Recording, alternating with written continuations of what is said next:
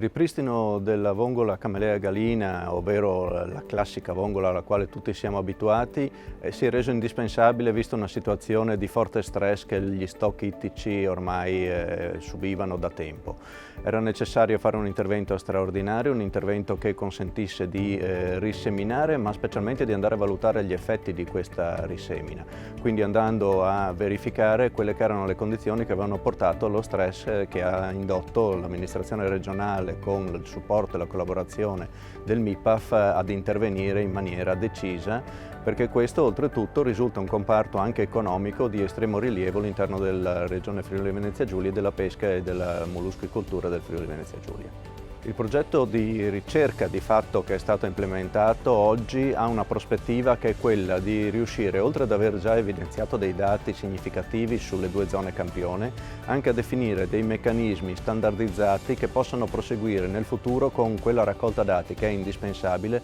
per qualsiasi tipo di decisione di scelta, sia essa di tipo amministrativo e politico, sia essa di tipo gestionale e operativo da parte degli operatori economici. Per cui riuscire a implementare un protocollo che potrà essere utilizzato da oggi in divenire negli anni futuri consentirà di avere sempre uno schema sul quale fare riferimento prima di assumere qualsiasi tipo di decisione.